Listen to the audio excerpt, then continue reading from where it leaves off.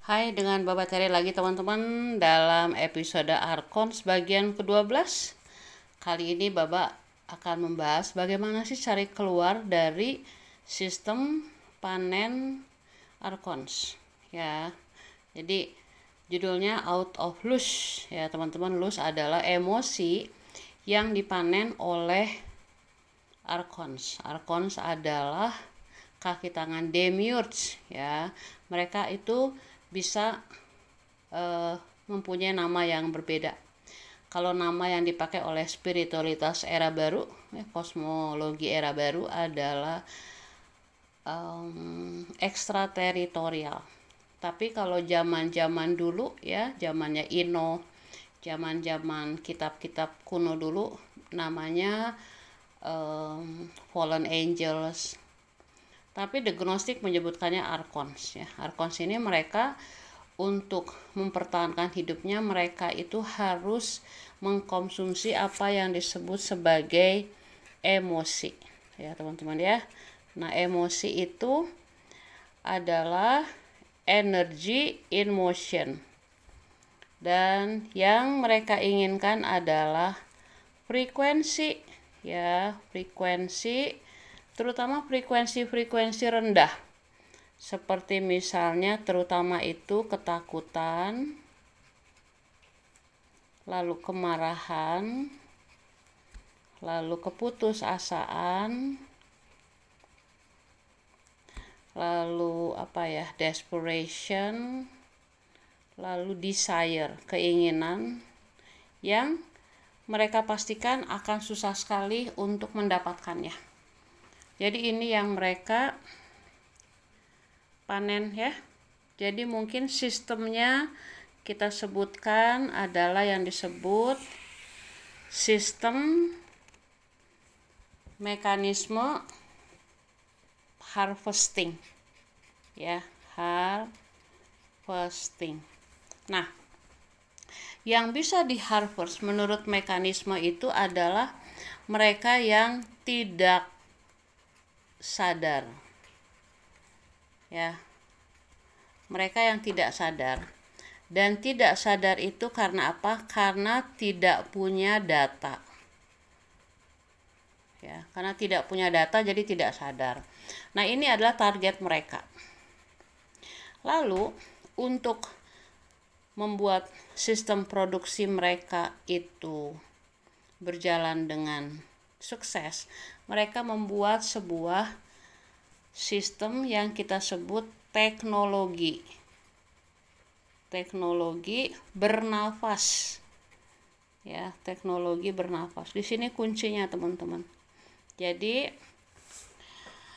mereka tahu pada saat emosi kita itu mengontrol kita, maka kita tidak menyadari sistem bernafas kita.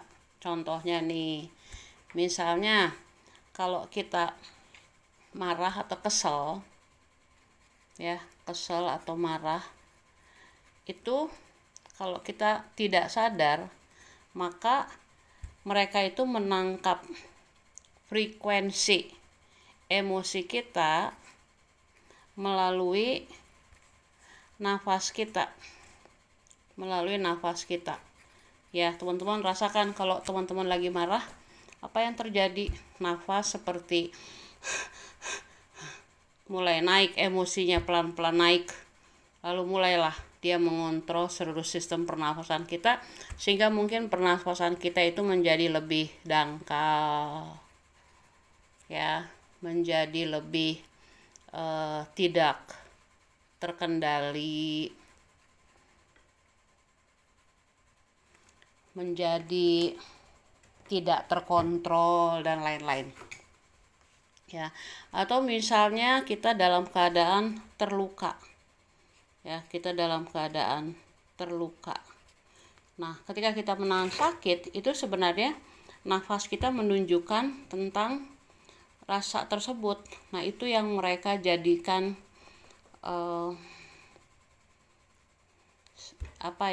tanda-tanda bahwa mereka bisa menangkap frekuensi kita untuk jadi loose. Mereka tuh jago banget. Jadi kita berhadapan dengan teknologi ya. Pertama, teknologi yang mengontrol emosi kita ya. Ini bisa melewati kubus-kubus, terutama kubus-kubus yang membuat kita takut mati, takut hidup, takut neraka, takut surga, takut otoritas. Lalu misalnya konteks kubus-kubus, lalu ini juga sekarang melalui digital ya. Jadi melalui sistem digital tuh kita kalau misalnya ikutan live di berbagai media sosial tuh kita harus mulai menyadari bagaimana emosi kita terpancing. Apakah kita itu ikut-ikutan ngasih komen. Nah, komen kita tuh komen mau positif mau negatif itu tetap loose, karena kita dipancing untuk memberikan reaksi terhadap yang negatif atau yang sebaliknya, itu loose semua gitu ya. Jadi dia tentang emosi nih, terutama digital gitu ya. Nah, jadi kita sekarang harus menghubungkan antara teknologi bernafas dengan teknologi emosi kita. Lalu kita harus melihat gimana caranya supaya kita tidak menjadi bagian dari pemanenan mereka. Maka caranya sangat sederhana teman-teman. Caranya adalah kita harus punya data baru ya. Data baru itu tentang apa? Tentang teknologi. Teknologi apa? Ya teknologi Archons ya, teknologi apa aja, semuanya tuh teknologi. Lalu dengan itu lalu kita mulai sadar atau aware ya. Kita mulai aware akan apa? Akan reaksi kita antara emosi dengan sistem loose mereka. Ya, nah ini kaitannya kuat banget seperti yang tadi saya sudah jelaskan. Ya. Jadi para Archons itu memanen kita, dan mereka memanen melalui pora nafas kita. Itu adalah mekanisme yang mereka pakai untuk bisa mengontrol kita.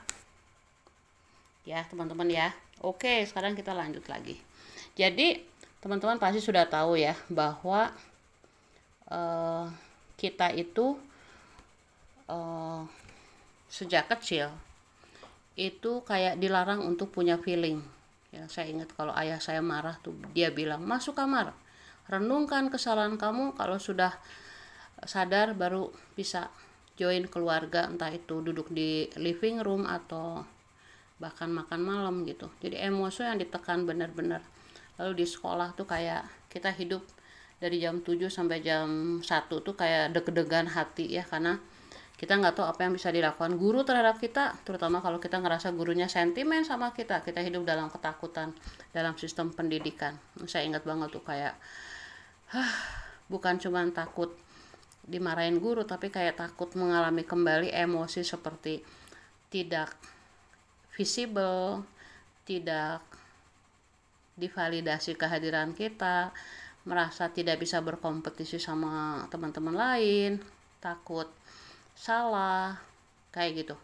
Itu emosi yang memang udah ditekan sejak dulu, dan itu kalau kita akumulasikan selama bertahun-tahun, bayangkan udah berapa puluh tahun ya, mereka sudah mengambil loose dari kita secara personal. Lo dikalikan berapa triliun orang, dalam berapa miliar orang lah dalam waktu, setiap detik, setiap saat. Mereka jago banget ya. Nah teman-teman, jadi emosi-emosi yang paling utama seperti yang saya katakan, marah itu lalu akhirnya berhubungan dengan pernapasan. Jadi ini misalnya marah itu lalu kita itu dihubungkan dengan nafas ya. Lalu ini menghasilkan suatu mode reaktif. Nah, kuncinya di mode reaktif itu. Lalu reaktivitas kita itu menghasilkan frekuensi-frekuensi yang agresif. Jadi nanti frekuensinya itu agresif. Apalagi kalau kita nggak sadar, kita lakukan terus-menerus, lalu kita hidup dalam keadaan marah. Nah, itu loose-nya kuat banget. Nah, kemudian Lalu ketika kita tidak sadar nafas kita semakin tidak bisa kita kontrol, lalu kita menciptakan sebuah rasa kita terjebak, ya. Nah, kita merasa terjebak dalam situasi dengan orang tertentu, dengan institusi tertentu, dengan masalah tertentu, tapi sebenarnya kita terjebak dengan emosi kita sendiri karena kita tidak sadar. Nah, apa yang paling ditakuti oleh Archons? Tentu saja kalau kita menjadi orang yang sadar. Ya, jadi kuncinya adalah kita menjadi sadar apa yang terjadi di dalam raga kita, terutama dalam pola emosi dan pola bernafas kita.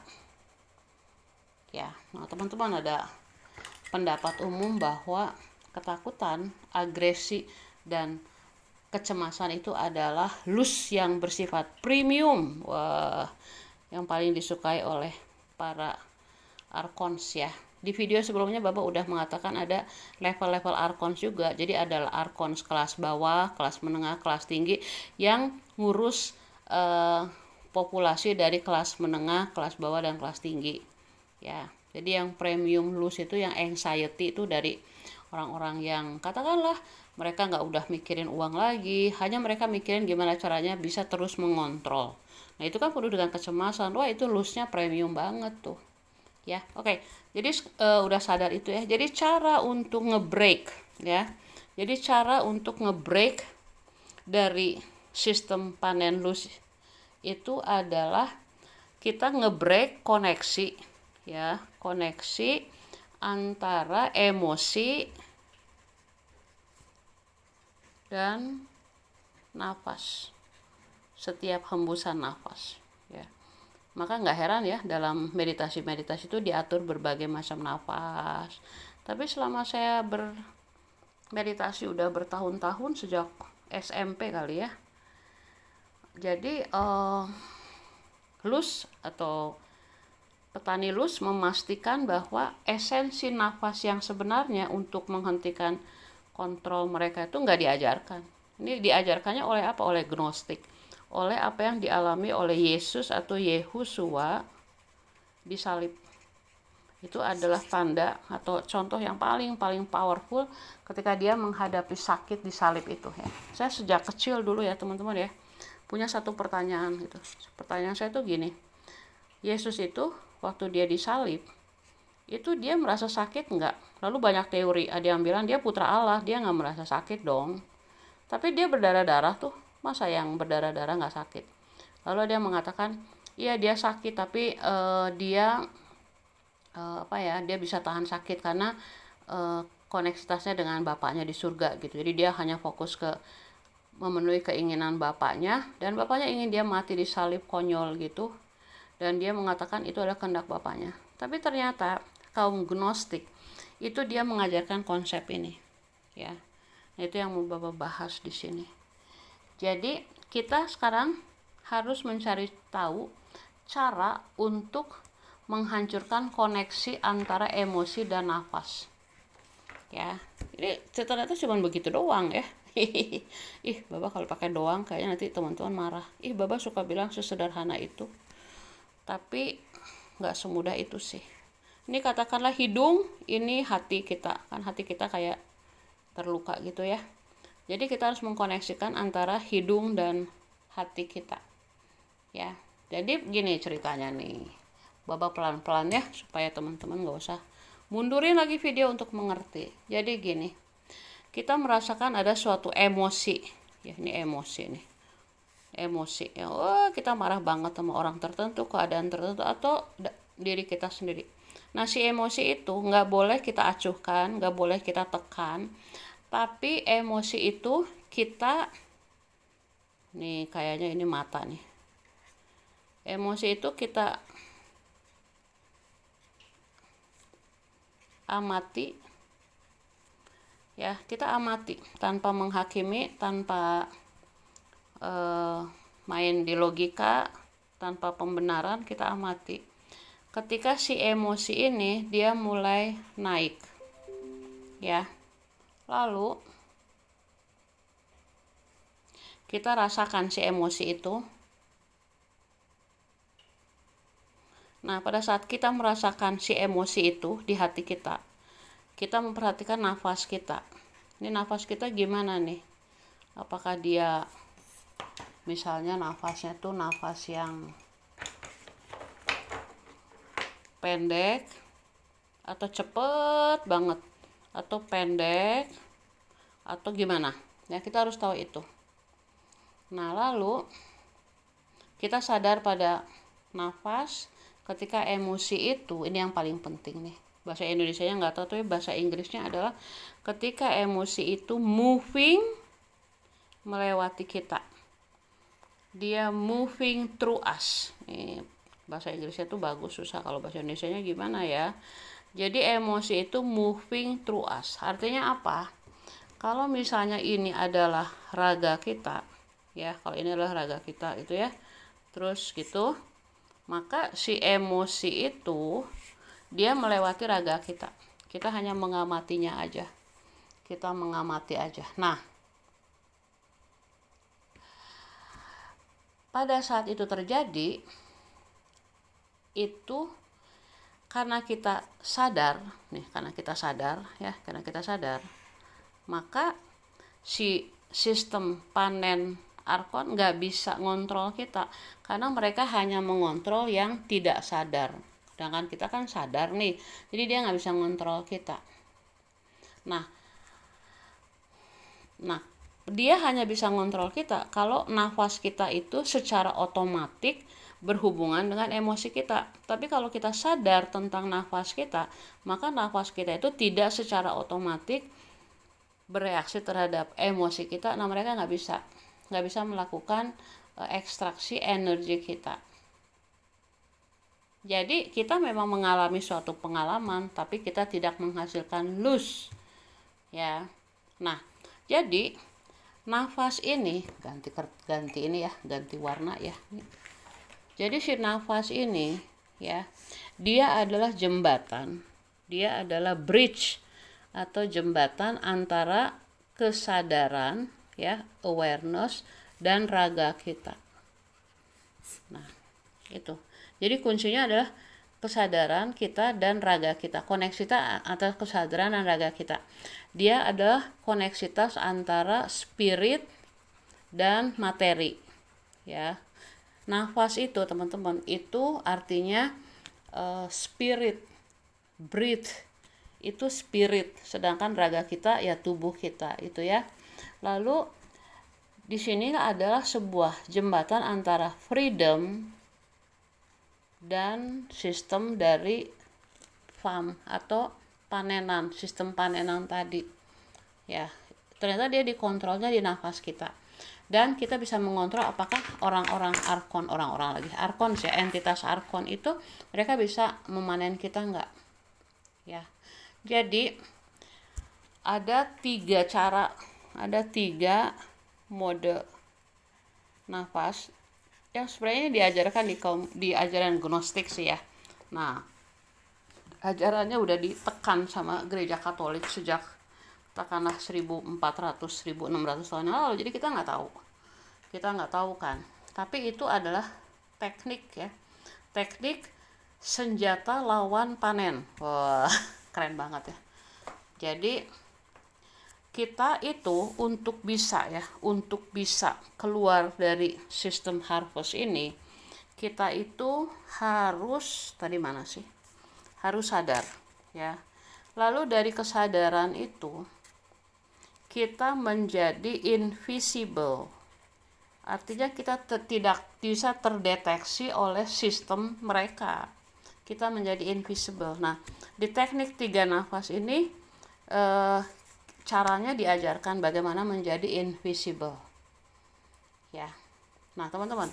Jadi sebenarnya ya, seumur hidup kita, karena kita nggak punya data caranya gimana dan kita nggak sadar, maka setiap kemarahan, setiap ketakutan, kecemasan itu kita tuh kayak ngasih makan para Arkon ya. Kenapa? Karena pada saat kita takut, marah, kesel, cemas dan lain-lain, itu kita bernafas secara otomatis dan nafas kita itu membuat panenan mereka possible, mungkin. Tapi itu akan berakhir saat ini dengan kesadaran ini. Oke teman-teman, jadi ini aja teorinya. Ya, teorinya. Dan kuncinya itu adalah di, Bapak kasih tahu kuncinya dulu ya. Di notice atau recognize ya. Recognize nafas kita. Lalu yang kedua itu kita memutuskan ya, cut off relasi antara emosi dan loose yang mereka minta. Dan yang ketiga adalah kita menjadi invisible di hadapan para arkon sehingga mereka tidak bisa mendeteksi frekuensi kita ya. Jadi intinya tuh gini teman-teman, dia bukan tentang nggak boleh punya emosi ya, nggak boleh, kamu nggak boleh marah gitu, nggak, kamu nggak boleh takut, nggak bisa, karena kan kita manusia. Tapi kita membuat suatu kesadaran sehingga semua perasaan itu akhirnya dia moving through, melewati badan kita mengakuinya, lalu kita membiarkannya dengan teknik 3 nafas itu. Lalu kita bisa memutuskan hubungan antara nafas kita dengan emosi kita sehingga kita tidak menjadi bagian dari panen loose para arkon ya. Lalu ada banyak sekali mereka yang melakukan research, termasuk CIA, termasuk para ahli-ahli di universitas itu. Mereka ternyata menemukan sebuah realita dalam teknologi reinkarnasi yang sudah berkali-kali Baba katakan. Itu ada level-level reinkarnasi yang harus dilakukan. Salah satunya adalah dari seorang Italia bernama Dante, teman-teman. Ini menarik banget, Dante ini menarik banget. Jadi dia dengan temennya, itu ada sekitar 10 orang yang disebut The Knight, The Templar of the Night. Itu tahu tentang Gnostik, karena mereka kan kelompok elit, pasukan Vatikan elit kan. Jadi mereka tahu nih ada jebakan-jebakan ketika kita udah mati, lalu jebakan-jebakan itu memastikan kita masuk lagi pada lingkaran reinkarnasi. Mereka tahu. Lalu mereka memutuskan melakukan perjalanan itu rame-rame. Tapi yang kalau nggak salah 11 orang atau 12 orang itu, yang pasti semua itu nemenin Dante. Nah, kalau Dante masuk dalam sebuah trance ya, namanya trance kali ya, trance. Nah, trance itu ya. Sedangkan yang lain semuanya dalam posisi meditasi menemani dia. Nah, ketika dia masuk itu ada level yang disebut level limbo. Yang pertama limbo ya. Limbo itu kayak kita masuk pada suatu realita yang limbo lah, limbo ya. Kalau dalam agama Katolik itu limbo tuh kayak katanya sih buat jiwa-jiwa bayi-bayi yang belum dipermandikan, tapi itu bohong banget itu ya. Limbo tuh kayak yang meninggal itu bingung sebenarnya mau kemana gitu. Mereka tuh kayak melihat kok ternyata setelah mereka mati kok nggak seperti yang diajarkan selama ini gitu, disambut oleh Yesus, Bunda Maria. Enggak, ternyata kok masuk pada suatu yang kabut yang membingungkan. Anyway, lalu ada level-level gitu ya. Nah, di salah satu level itu ada satu level namanya namanya tuh apa ya, Baba lupa. Tapi dia tuh konteksnya tuh marah gitu ya. Jadi semua emosi-emosi yang dikatakan yang ada hubungannya dalam kemarahan itu ada di level tersebut ya. Mudah-mudahan suatu saat Baba buat video ini ya. Ini udah lama banget Baba dapat data ini. Nah, yang menarik adalah gini teman-teman. Ternyata di dalam level itu penghakiman yang terjadi itu bukan karena dia marah, bukan. Tapi karena alasan kenapa dia marah. Itu misalnya kalau dia merasa kosong, hampa, ada sesuatu yang di bawah marah atau tidak berharga gitu ya. Nah, ini yang dijadikan patokan untuk dipaksa dia masuk lagi ke level berikutnya. Jadi intinya gini teman-teman, ya. Nanti kalau misalnya sesuai dengan ajaran Dante gitu ya, ketika kita masuk dalam jebakan-jebakan ini, dan saya memastikan semua video-video saya itu mengarah untuk tidak masuk dalam jebakan reinkarnasi. Nah, sebelum kita mati dan masuk dalam jebakan ini, kita harus tahu bahwa yang mereka permasalahkan itu bukan marahnya, bukan emosinya, bukan takutnya, tapi apa yang ada di bawah itu, yang nanti akan dijadikan bagian dari tekanan reinkarnasi itu. Jadi marah itu nggak apa-apa, justru marah itu dibuat oleh pertanian Arkon supaya kita marah, ya. Supaya apa? Supaya mereka bisa memanen kita.